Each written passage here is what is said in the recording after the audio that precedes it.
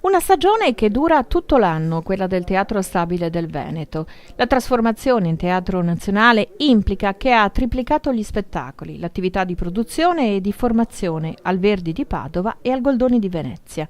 Nel vivo della stagione estiva, direttamente nel cuore dell'allestimento dell'Arlecchino Furioso di Giorgio Sangati, la presentazione della stagione invernale, variegata, composita, diversa tra il Verdi e il Goldoni. Ma soprattutto c'è l'attività di produzione.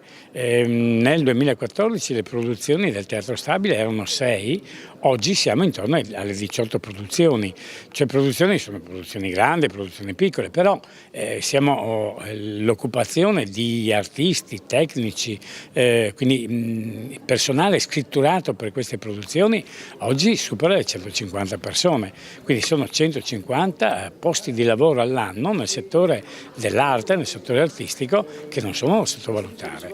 A questo aggiungiamo poi tutta, se lei ha avuto occasione di vedere, l'articolazione dell'offerta invece di spettacoli per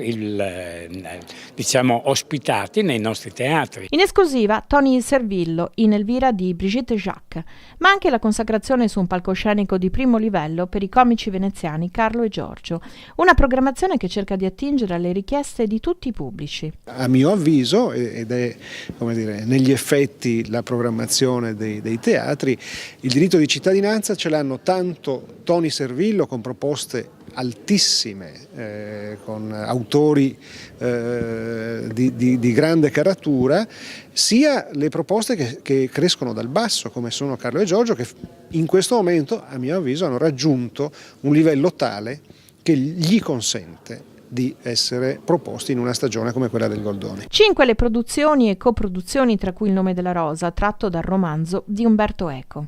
Il nome della rosa, un altro titolo che pesa. Pesa molto in termini di allestimento, in termini di cast, è un grande cast, la regia di Leo Muscato, una coproduzione di 3 teatri grandi, il nostro, quello di Torino e quello di Genova, e soprattutto una tournée come non se ne vedevano da molto tempo, una tournée di 6 mesi, una grande tournée che raggiungerà tutti i principali teatri italiani. Un'offerta che si arricchisce anche di eventi speciali e di una più ampia attenzione alla danza. Quanto alla separazione con il Teatro Nuovo di Verona, la collaborazione comunque continua. Questo progetto rimane.